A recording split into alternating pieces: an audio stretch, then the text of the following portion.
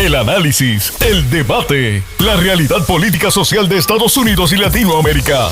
Bajo la lupa de Diana Torres y Luis Montes en El Observador Político. Un espacio para la opinión y para que usted vea el punto clave de la noticia y las relaciones que se tejen en el mundo y cobren efecto en nuestro día a día. La acción política comienza ahora en Long Island en vivo. Bienvenidos, esto es Observador Político, su podcast semanal sobre lo más importante en la política estadounidense, y esta semana el país enfrenta pues una convergencia peligrosa de crisis políticas, desde un posible cierre de gobierno debido a la negativa demócrata a financiar las tácticas agresivas de ICE, hasta turbulencias económicas que están erosionando la confianza de todos los votantes en la gestión del presidente Donald Trump. Además, también a medida que se acercan las elecciones de medio término de 2026, candidatos emblemáticos están entrando en la contienda para desafiar a los republicanos. Y para ello, pues estamos obviamente aquí con el señor Luis Montes Amaya. Señor Montes, ¿cómo se encuentra usted el día de hoy? Feliz día, Diana. Muy bien, todavía un poco fríos, pero aquí estamos. Es invierno. ¿Cómo le fue en esta tormenta invernal de 2026, la primera del año? Soterrados, y aparentemente viene más. Aparentemente viene más, pero se empiezan a enfriar, pues bueno, algunas conversaciones que mantenía el presidente Donald Trump, y vamos a hablar precisamente pues del resumen de esas 5 noticias principales que son las que vamos a desarrollar a lo largo de la hora. Número 1, quiero contarle: crisis en el Congreso, lo sabemos todos, cierre de gobierno por las muertes de ciudadanos por ICE, que esto ha causado conmoción. Número 2, la salida de Gregory Bobino y el caos en la estrategia de la patrulla fronteriza, que sin duda también pues pone en evidencia el uso de la fuerza por cuenta desmedido, además por cuenta pues del gobierno, la economía para el 2026, crecimiento desigual, presión inflacionaria y costos de vida que lo hemos venido viendo en los productos de la canasta familiar. Cuarto, las candidaturas y las estrategias demócratas rumbo a los midterms del 2026. Y por último, la advertencia de los republicanos sobre la economía y el riesgo para el GOV. Así que, señor Montes, iniciemos entonces con este tema de la crisis en el Congreso y un posible cierre de gobierno que ya lo habíamos hablado aquí desde hace ya varios programas. Sí, bueno, va a ser interesante, ¿verdad? Porque dos cosas. Uno, sabíamos que esta fecha, habíamos hablado ya en diciembre, ¿verdad? Que esta fecha se iba a dar, esta fecha límite. En aquel entonces hablamos sobre los recortes a los programas de salud. De hecho, ha habido un acuerdo bipartidista en la Casa de Representantes que no ha sido adoptado por el Senado, y eso está en el aire. Lastimosamente, poco o nada se está hablando de eso, precisamente por la crisis que se vive en Minnesota. ¿Verdad? Estos asesinatos de estas dos personas, Sí. Mira que, ¿verdad? Hay que decirlo, a mí a veces no me gusta llegar a ese nivel, pero creo que en ese sentido, y la pregunta hay que hacerla, ¿sería que estuviéramos tuviendo ese debate, este problema, digamos, esta crisis, si hubiesen sido indocumentados o personas inmigrantes? ¿Verdad? Lo cierto es que han sido dos personas de raza blanca, ¿verdad? Las que han sido asesinadas por miembros, ¿verdad? De ICE, y eso, quieras o no, ¿verdad? Ha abierto un parteaguas en la discusión sobre, ¿verdad? Y ahí es donde viene el matiz de esto, ¿verdad? Digamos, el cierre de gobierno, o lo que llaman también el cierre parcial de gobierno. Y resulta esto. Por el momento, el paquete presupuestario va las 6 piezas de legislación que ¿verdad? En teoría van a ser consideradas por el Senado, están en un solo paquete. Es decir, ¿votás a favor de una o votás a favor de todas? En contra de todas. Entonces, el primer movimiento que se ha pedido, ¿verdad? Y esto lo han hecho ya los senadores demócratas, es que se divida, ¿verdad? Y que estas 6 piezas de legislación que están en una, o las 6 diferentes ramas de presupuesto, entonces se dividan y, ¿verdad? Se tome la pieza de presupuesto del DHS, del Departamento de Homeland Security, como una sola, y se aproveche para reformar a ICE, ¿verdad? Para reformar la manera como están operando. Ese es el primer paso. Segundo paso, de no darse, ¿verdad? El Partido Republicano, que tiene 53 votos, y lo hay que decirlo, Susan Collins, que es una de las moderadas del Partido Republicano, ha dicho que ella quiere que sea el presupuesto, que sea el paquete entero, ¿verdad? Esto pone, ¿verdad?, a decir de que vaya, uno de los 4 votos que normalmente los republicanos, que son Murkowski, Collins, el mismo Mitchell, ¿verdad? ¿Verdad? De Kentucky, y Ron Paul, el otro de Kentucky, ¿verdad? Que normalmente votan, ¿verdad? Mitch McConnell, ¿verdad? De Kentucky, que normalmente votan independientemente, pareciera que está en un grupo, pareciera, ¿verdad? Por el momento. Quiere decir que para pasar esto todavía necesitan 7 votos demócratas. Claro. ¿Verdad? Y estos todavía no está claro si los van a tener. Eso es un punto. Por el otro, ¿verdad? Sería básicamente votar estas como paquete. Esto se vota en contra, los demócratas, y entonces genera, ¿verdad?, un cierre de gobierno, porque hay muchas agencias que quedan en el aire. Entonces, por ahí hay todavía, ¿verdad? Hay que ver. Lo cierto es que esta semana es la fecha límite. De no darse esto, estaríamos a las puertas de un otro cierre de gobierno. Luis, ¿por qué pusieron todas estas propuestas en un solo paquete? Yo quisiera entender cómo funciona protocolariamente eso porque no lo sé. Sí, bueno, es un proceso legislativo, precisamente se hace para hacer...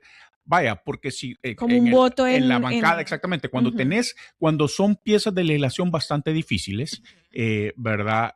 Que no todos van a estar de acuerdo, entonces les das un dulcito a unos, ¿verdad? Claro, en unas, claro. Pero les metes aceite de ricinos en la otra, claro. ¿verdad? Y entonces o te lo tragas, ¿verdad? Dulce y aceite de ricinos entero, o simplemente... Sí, digamos que para ¿verdad?, un balance de balancearlo, ¿verdad? Pero esa es precisamente la estrategia legislativa que se sigue cuando se empaquetan este tipo de, ¿verdad?, de medidas. De propuestas y medidas. Pero bueno, tenemos que responsabilizar a alguien o por lo menos ir a quejarnos a donde alguien precisamente porque, pues, ¿qué está pasando entonces con el Partido Demócrata y hasta qué punto ellos pueden capitalizar esta tensión si además, sin parecer irresponsables con el funcionamiento del gobierno?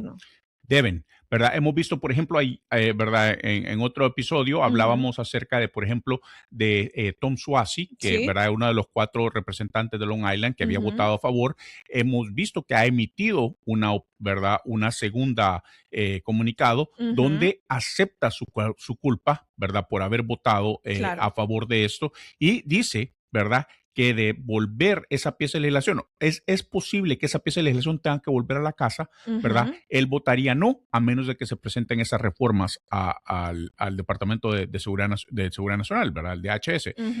¿Verdad? Entonces, en ese sentido, va viendo cómo ciertos ya representantes reconocen y ven el clamor público, ¿verdad?, acerca de este asunto. Los mismos republicanos. Hay ciertos republicanos que también que están demandando, por ejemplo, investigaciones acerca de la, ¿verdad?, del trato y muchos de los republicanos aliados de Trump también están, a puertas cerradas, ¿verdad?, pidiéndole a la Casa Blanca que reconsidere, porque el punto aquí, ¿verdad?, y esto es lo importante, aquí localmente hemos oído, ¿verdad?, personas que han dicho de que Donald Trump ha reculado en su política migratoria, ¿verdad?, por manifestaciones locales y todo eso.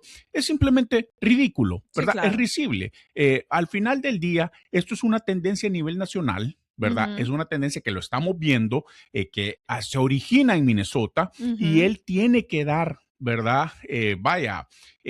Pasos de buena fe, enseñarle a la gente. Una de esas es obviamente la manera como están deteniendo ¿verdad?, a las personas aquí, por ejemplo, en Central Islip, ¿verdad? Pero también a nivel nacional hay otras medidas que está tomando Trump, ¿verdad? Como, ¿verdad? Veremos más adelante esta cuestión del nuevo, quién está manejando la crisis en Minnesota. Entonces creo que en ese sentido va viendo que poco a poco, ¿verdad?, Trump en su típico taco, ¿verdad? Así como lo vimos con Groenlandia, ¿verdad? Así como lo hemos visto con, ¿verdad?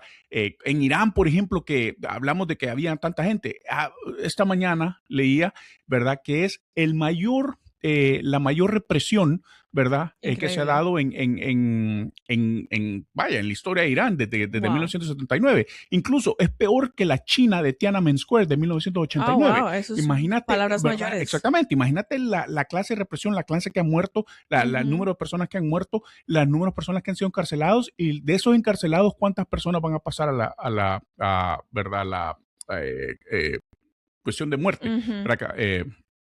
Entonces, empezás a ver todo esto y empezar a creer, ¿verdad?, que una manifestación de 30 pelones, ¿verdad?, a nivel local, que haya logrado, ¿verdad?, cambiar una política nacional, me parece risible. Pero sí, lo cierto es que las cosas, ¿verdad?, tanto esta negociación presupuestaria en Washington como las consecuencias serias de haber matado 2 ciudadanos, y lo vuelvo a repetir, 2 ciudadanos blancos, ¿verdad?, en Minnesota, han cambiado el discurso y ha marcado un parteaguas en la discusión de la política migratoria de Trump.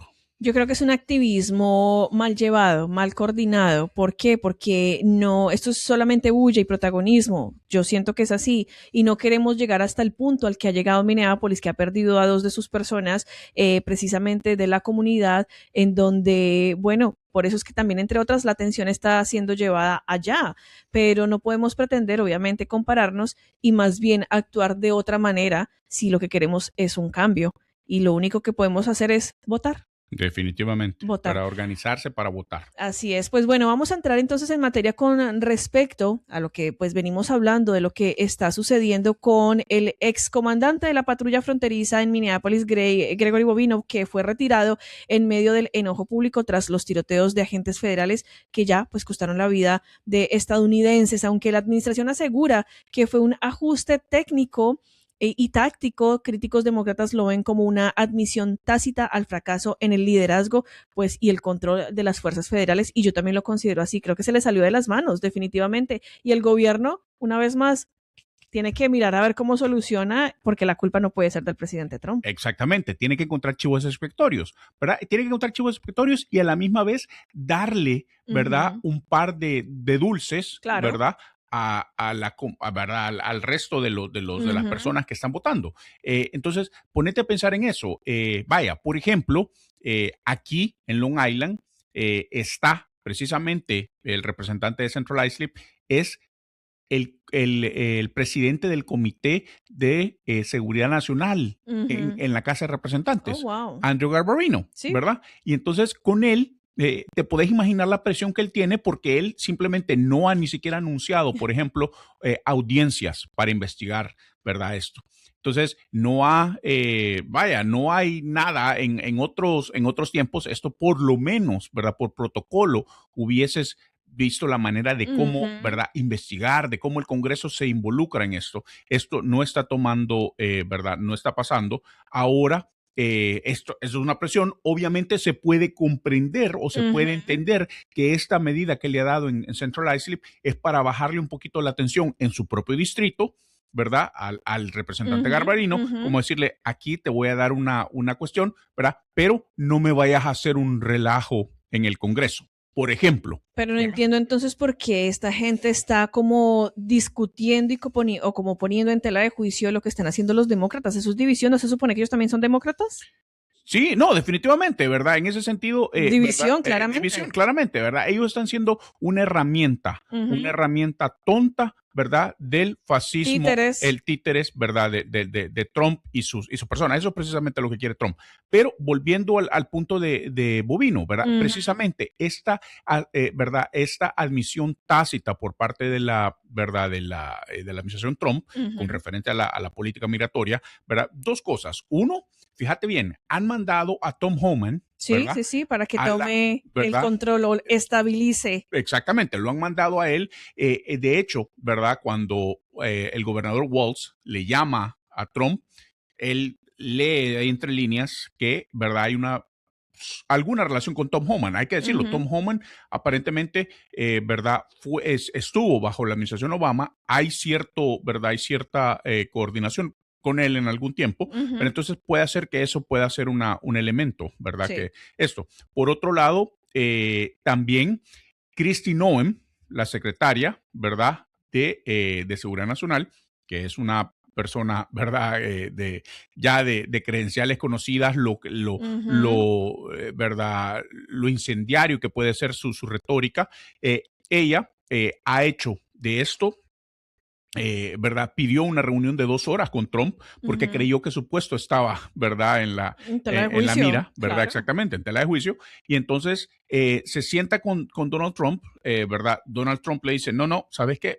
Ya no vas a tratar este caso, te vas a hacer a un lado, va a ser Tom Homan el que lo va a tratar, ¿verdad? Y además de eso, me vas quitando a Bobino de la ¿verdad? De la foto porque no está ayudando. Entonces, tenés estos elementos que van pasando, que a la larga vas viendo cómo Trump tiene que redefinir, ¿verdad? Su política migratoria. Y su gabinete. ¿Verdad? Tiene, en el sentido de la imagen, porque esto es lo que pasa.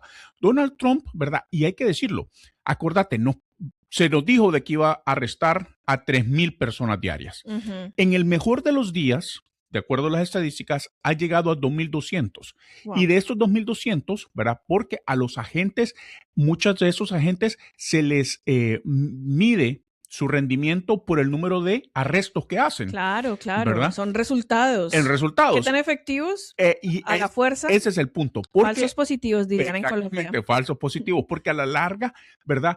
arrestan, como hemos visto en repetidas ocasiones, a ciudadanos americanos. Claro. O personas con un estatus legal, migratorio, ¿verdad? Regular. Y entonces, sí, y están haciendo, ¿verdad? Lo que se conoce como ¿verdad? Están el racial profiling, ¿verdad? El perfil racial, ¿verdad? Sí. Cualquier persona, y entonces los arrestan y después los tienen que soltar. Claro, porque no encuentran nada, pero cuenta en los números. Exactamente, en los números. Pero en promedio, la administración Trump ha arrestado alrededor de 1,000 personas diarias. O sea que esto está 3 veces menos de lo que prometió.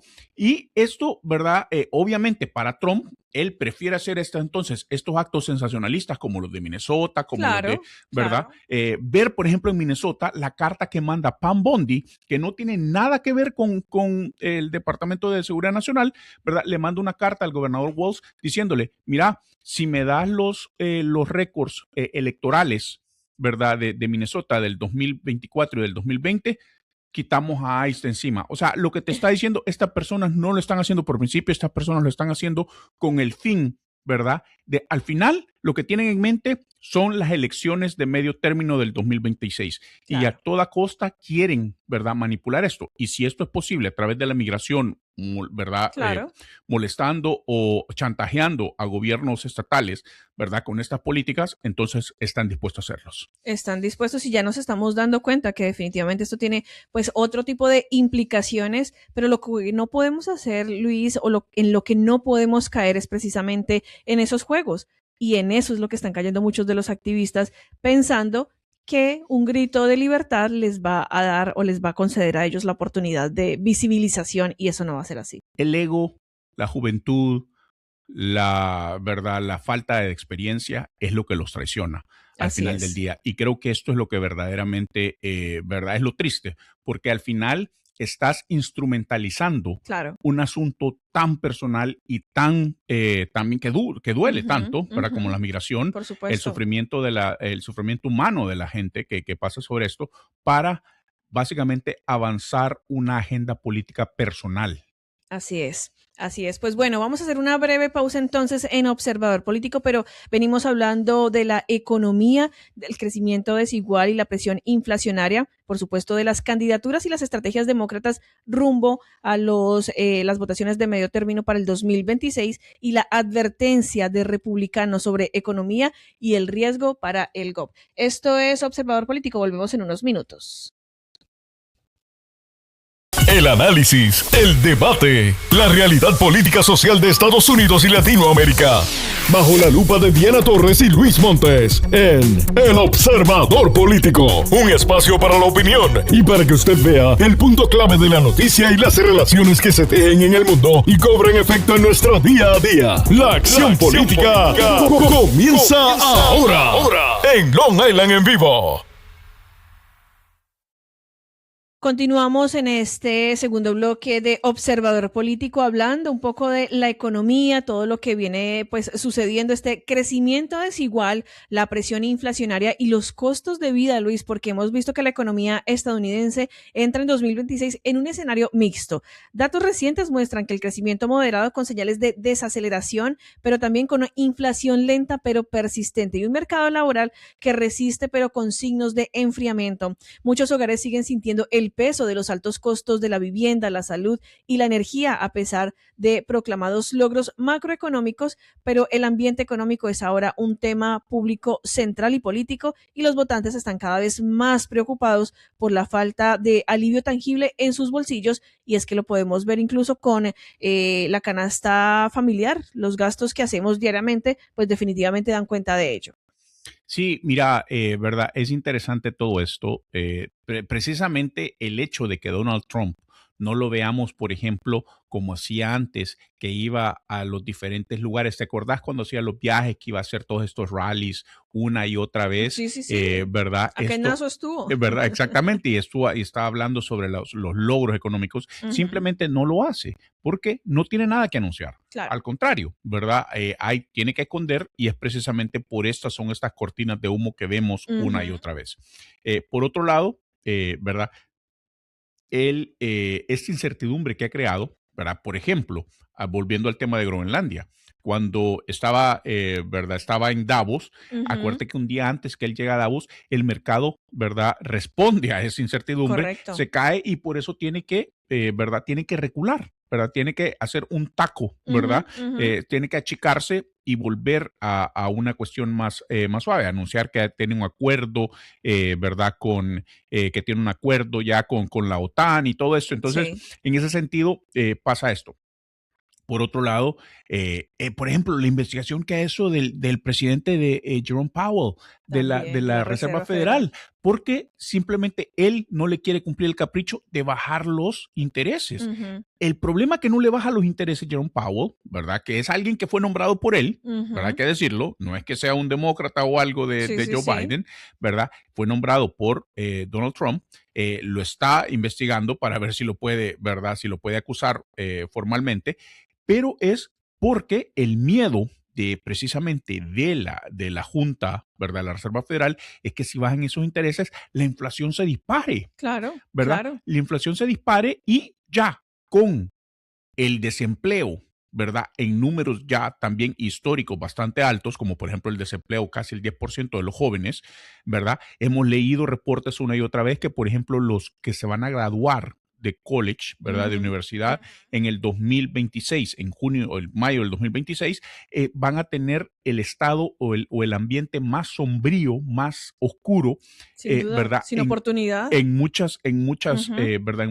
Ya en un par de años. Entonces, cuando va viendo todos estos, además de lo más básico, pregúntese usted, ¿cuánto gastaba usted hace un año, ¿verdad? En el supermercado y cuánto podía comprar y cuánto compra ahora, ¿verdad? Con esa misma cantidad. Correcto. Con eso. Entonces, ¿verdad? Y mucho de eso radica en la política arancelaria, que mucha gente no entiende qué es esto, ¿verdad? Porque es algo abstracto.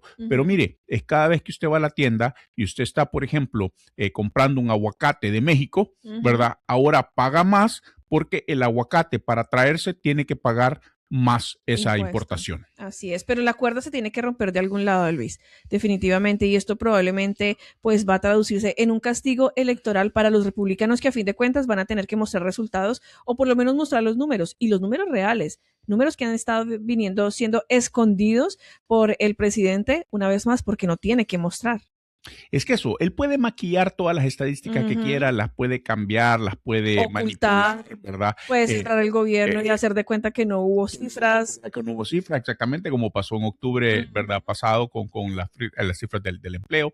Entonces, tenés esto, él puede jugar todas esas tácticas, pero al final del día, ¿verdad? La gente siente, la gente ve, la gente, ¿verdad? Precisamente se da cuenta de eso. Entonces, cuando estás pasando todo esto, ese es el preciso problema. Y esto que no le hemos adherido todavía los costos del seguro de salud, por ¿verdad? ejemplo. Que es una cuestión tan básica, ¿verdad? Para el ser humano, para sobrevivir y todo esto.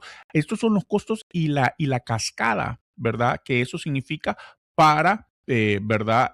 Imagínate, cuando tú no tienes seguro de salud, primero si tienes que pagar 300% más por esa póliza de seguro, no la vas a poder pagar, ¿verdad? Eso es uno. Entonces, ¿qué es lo que pasa?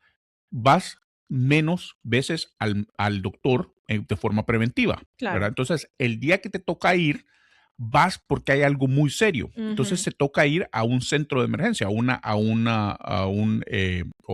¿verdad?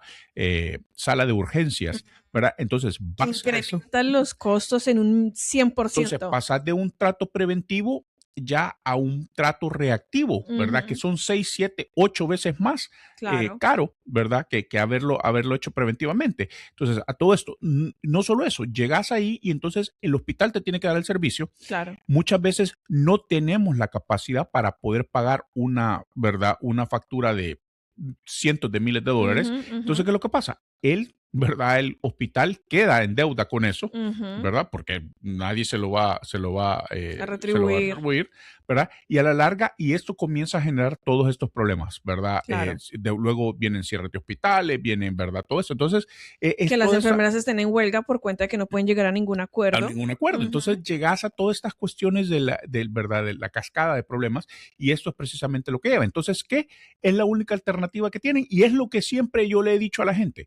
El único asunto que, ¿verdad?, lleva a la gente a votar son dos. Uno, que la gente tenga hambre o esté enojada, ¿verdad? Y en ese sentido, cuando la gente, la bolsa de la gente está siendo afectada, ¿verdad? Entonces, ¿qué es lo que pasa? La gente va a las urnas, se acuerda de ir a votar en esa oportunidad, ¿verdad? Va a las urnas y vota y da un voto de castigo precisamente a las personas o al partido que esté en poder.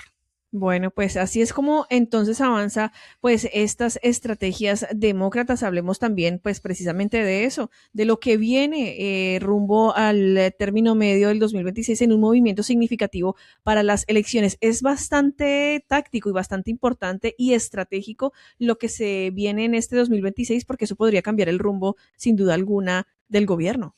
Definitivamente, Diana. Fíjate que hay puntos importantes, ¿verdad? Porque hay lo que se ha vaticinado, ¿verdad? Es que hay lugares precisamente donde los demócratas habían dejado de ser competitivos. Por ejemplo, el estado de Florida, ¿verdad? Ahora, precisamente por este swing, ¿verdad? Por esta actitud de los votantes, precisamente ha puesto en juego muchos de estos asientos que antes eran completamente safe para los republicanos. Entonces, ¿qué es lo que sucede? ¿Verdad? Tenés la casa en juego, seguramente, ¿verdad? La casa, ya hacíamos el análisis, son básicamente 4 votos o incluso 2 votos, ¿verdad? Correcto. Los que pueden cambiar el rumbo de la casa, ¿verdad? Y ahora, el Senado sí es un poco más complicado, pero dependiendo, ¿verdad? De esta ola de efervescencia que existe, ya lo estamos viendo en Minnesota, lo estamos viendo, ¿verdad? Y que esa es la parte migratoria. Cuando esto ya pase, ¿verdad? Algo más serio, o algo más que apele a más gente como la economía, entonces ahí vas a ver todavía mucho más consecuencias en contra del partido en poder, que esto es precisamente el Partido Republicano. Y la obstinación de Donald Trump de decir que la asequibilidad no es algo, ¿verdad? No es algo real. Yo creo que eso lo hace peor, ¿verdad? Para los republicanos, y que a la larga, ¿verdad? Están metiendo como aquel, ¿verdad? Como el avestruz, ¿verdad? Está metiendo la cabeza en la arena. Tierra, sí, así es, porque pues bueno, una vez más, no hay resultados y todavía pues no se sabe qué es lo que pueda pasar que con el presidente Donald Trump, que todos los días salga con algo nuevo y que hace comentarios a través de su Truth Social, pero también me preocupa algo y hago un paréntesis, es el tema del manejo de la información. Luis, vimos como el New York Times ahora también está recibiendo amenazas por cuenta de él, porque pues el New York Times hizo una investigación y en donde data que Donald Trump pues definitivamente está en un mal momento y que su popularidad ha bajado, pero es que no es mentira. El único que se cree que está subiendo es él en su ego. Mira, te comento otro caso más, además de ese. Es cuando el Departamento de Justicia visitó, fue a catear, fue ¿verdad? A recoger récords de una periodista del Washington Post, ¿verdad? Porque había tenido conversación con alguien, como tienen muchos de los periodistas, ¿verdad? Fuentes, ¿verdad? Confidenciales, sí, confidenciales. exacto, ¿verdad? Que proveen información y entonces mandan, ¿verdad? Al Departamento de Justicia, ¿verdad? Al FBI, a la casa de una reportera. Que esto es algo que en Rusia es normal, ¿verdad? En China es más que normal, ¿verdad? Pero aquí en Estados Unidos es algo sagrado. Imagínate, el caso, por ejemplo, de Nixon, allá de los 1970, no hubiese sido posible, ¿verdad? El Deep Throat, que era ¿verdad? El subdirector del FBI, que era precisamente la fuente, ¿verdad? De estos dos, ¿verdad? De estos dos periodistas del Washington Post, no hubiese sido posible, ¿verdad? Si hubiese existido este tipo de ambiente en ese entonces. Entonces, cuando tenés que, por ejemplo, ya los medios la piensan dos veces, porque acordate todas las demandas que ha puesto Donald Trump en contra de los medios. Al mismo Fox, ¿verdad? Que es, ¿verdad? El quien lo hizo famoso, ¿verdad? Le ha metido una demanda de, ¿verdad? Billones de dólares, le ha metido una demanda también a la BBC Internacional. No, y recordemos también todas las cabezas reconocidas de la televisión que han salido por cuenta de los comentarios y por cuenta de él. Además, no sé si te diste cuenta que en la FCC, ¿verdad? Recientemente ha revivido una política que tenían hace que precisamente en el tiempo de Donald Trump la impusieron, ¿verdad? En contra de los comediantes en la noche, porque ese es su tema favorito. Yo creo que él tiene insomnio o algo y entonces se queda en la noche viendo porque ya una persona de la edad de él a las 8 de la noche, 9 de la noche debería estar durmiendo porque si no se duerme durante todo el día, ¿verdad? Y entonces llega y a las 11 de la noche que comienza a hablar, 11:30, que comienza a hablar Jimmy Kimmel, que comienza a hablar, ¿verdad? Fallon, Jimmy Fallon, ¿verdad? Sí. O el mismo Stephen Colbert, ¿verdad? Que hacen los chistes. Ahora les han dicho de que si no hacen chistes o, ¿verdad? O comedia de una manera balanceada, entonces que sus, ¿verdad? Sus cadenas, ¿verdad? ABC, NBC o CBS están en riesgo. Pudiesen estar en riesgo de contar con la licencia. Entonces, imagínate a qué punto hemos llegado. O sea, eso yo me acuerdo que en Egipto, ¿verdad? Bajo el régimen de Al-Sisi, ¿verdad? Se dio, incluso fue un tema bastante famoso de que alguien que era como ¿verdad? Jon Stewart, el Jon Stewart egipcio, ¿verdad? Que había sido sancionado y todo eso, él tuvo que salir del país. Entonces, pero cuando sucede estas cuestiones aquí en Estados Unidos, esas cuestiones en Estados Unidos no existían, no. ¿Verdad? Y es precisamente, entonces, cuando la gente habla del deterioro y que dicen, no, ¿verdad? Y los que niegan, no, es que Estados Unidos no se ganó, no, es que nadie ha dicho que somos una ya China, que somos Rusia, pero claramente encaminados hacia la coartación del derecho a la libertad de expresión. Pasos específicos, pasos sólidos que Donald Trump está dando precisamente para llegar ahí, ¿verdad? Y yo creo que ese es el verdadero problema de esto, es el verdadero peligro. Peligro es, ¿verdad? La transición esta en la que estamos viviendo. Correcto. Y que de no haber un balance por parte del Congreso, y lastimosamente el Congreso no es, por lo que hemos visto en los últimos 2 años, ¿verdad? O año y medio, simplemente es, ¿verdad? Un sello de aprobación de todo lo que dice Trump, ¿verdad? Lo estamos viendo incluso con esta misma pieza de legislación que estamos hablando. Correcto. En lugar de hablar de una reforma, todos se están quejando acerca del Departamento de Seguridad Nacional y de las políticas migratorias y todo esto. Pero Susan Collins, que es una de las más moderadas, ¿verdad? Esta senadora de Maine, en lugar de decir, hey, miren, momento, pongámosle una pausa a esto, Donald Trump, Stephen Miller, quien sea, vengan a la mesa, vamos a negociar algo. No, están simplemente diciendo, no, hay que aprobar esto. Entonces, ¿qué otra oportunidad tenemos para hablar sobre ese tema? Entonces, creo que ahí, y aquellos senadores demócratas que no entiendan este mensaje, creo que van a estar en serios problemas porque, ¿verdad? El ambiente está cambiando. Y correcto. En ese sentido creo que ¿verdad? Va llegando. Y hay que reconocerlo. Como demócratas, esta es de las pocas oportunidades que le podés poner, ¿verdad? Un stop a esta, a estas tendencias autocráticas que está demostrando Trump. Pero yo entiendo que, bueno, hace años no existían las redes sociales, ni existía como la manera en que la comunicación iba y venía, pero que hoy en día eso suceda y que la gente todavía lo siga creyendo, creo que todavía es más complicado, que la gente pues trate de tapar el sol con un dedo, creo que ya a estas alturas no es admisible y que no nos queramos dar cuenta de lo que sucede realmente en nuestro país y sigamos pensando que esto va a cambiar en manos del gobierno actual, pues estamos también siendo errados y estamos dejándonos llevar, una vez más, como títeres, hacia un camino que definitivamente no nos va a favorecer para nada. Y es que, pues esto, entre otras, pues nos lleva hacia la advertencia de republicanos sobre la economía y el riesgo para el GOP, que es pues, de lo que estamos hablando. Dentro del Partido Republicano hay voces que alertan sobre el impacto negativo de las políticas económicas actuales. El senador Ted Cruz, por ejemplo, advirtió en una reunión privada que si el electorado percibe deterioro en su bienestar económico, podría producirse en un baño de sangre, pero es que ya lo estamos viendo. Ya estamos viendo cómo, pues bueno, por cuenta del uso indebido de la fuerza, pues se están perdiendo vidas. Sí, mira, ¿verdad? En ese sentido, como Y esto es veníamos hablando, desesperación. es, ¿verdad? Secreto a voces, ¿verdad? Que se vienen oyendo, que los republicanos lo vienen diciendo, si bien lo venían diciendo, ¿verdad? Puertas cerradas, poco a poco esto se va haciendo más público. Y creo que este es el verdadero reto que tiene Donald Trump, escuchar y tratar de rectificar, Él no va a enmendar, escuchar. ¿verdad? Ese es el problema que tienen los republicanos. Él no va a y que escuchar. ellos mismos le han dado el poder. Porque a la larga, ¿verdad? Donald Trump, hay que decirlo, es un lame duck, ¿verdad? Es un presidente que ya está de salida. Él, ¿verdad? Debería de tener poca relevancia.